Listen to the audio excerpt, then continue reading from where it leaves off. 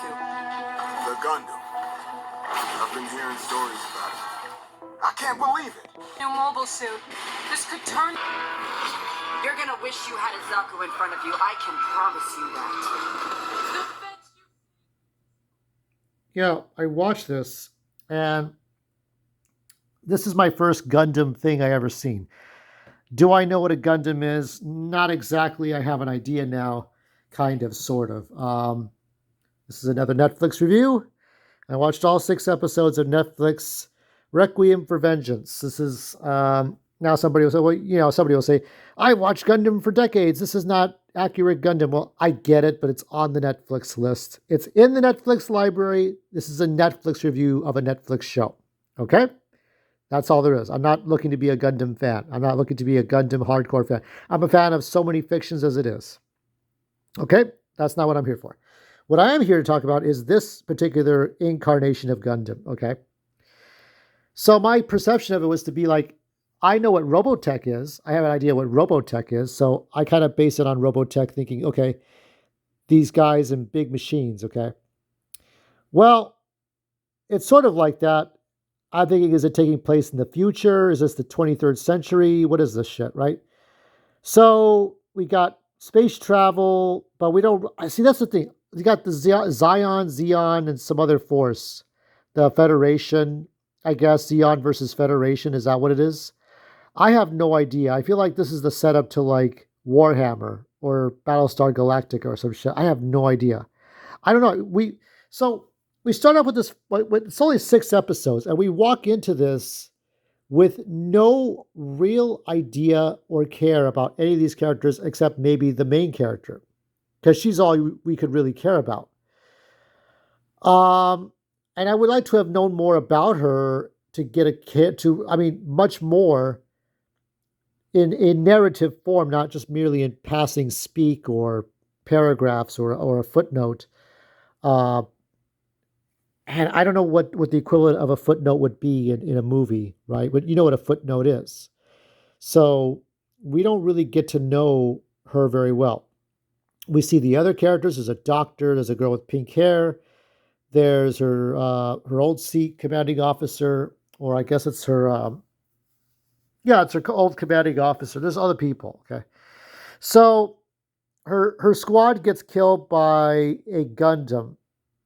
There's GMs, right? And then there's other machines. There's other mech suits. So it's the Red Army versus the Green Army, or the Purple Army versus the Yellow Army. I don't know which army it is, but it's one versus the other for control of the Earth. And then there's outer space, which I don't really grasp until the last episode. And I tried as hard as I could to like this. What I will give a nice positive to is the animation's great. The animation looks good. The graphics look good. The facial expressions look fine. I don't have a problem with the animation. I don't have a problem with the look and the feel of it. It could look a little more polished. Some characters look a little stiff. But with any CGI animation, you need more time. I remember when Clone Wars started out, it had very simple graphics. It had very simple, stiff characters. And as we went from the movie that came out in theaters in 2008, and we went all the way to season 6, and maybe even some of Rebels, I mean, you had some really, really nice models and nice worlds. And Dave Filoni and his team had time to really construct that.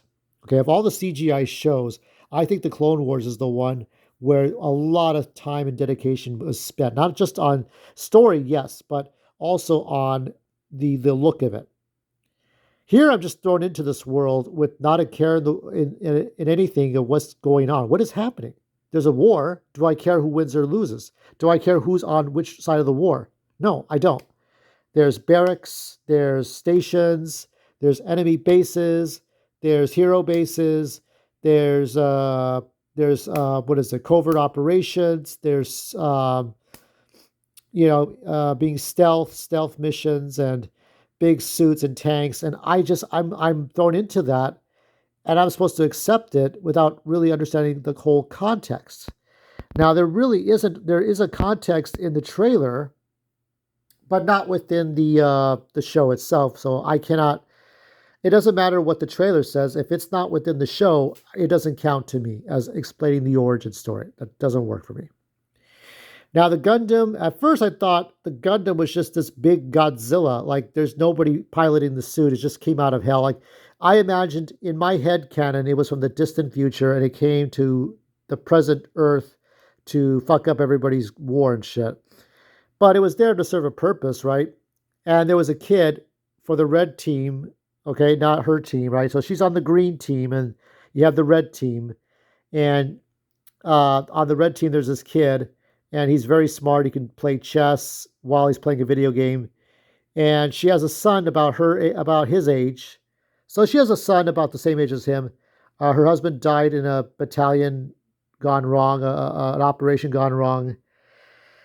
So she's all by herself. I would like to have seen the transition from being that housewife, kind of girly kind of person to being this tough as nails kind of thing. So it comes off as a bit woke, but not horribly so, because not a lot of like propaganda was in there to infuriate anybody. There are some woke aesthetics. However, I was just lost. I was lost in what was going on. So eventually,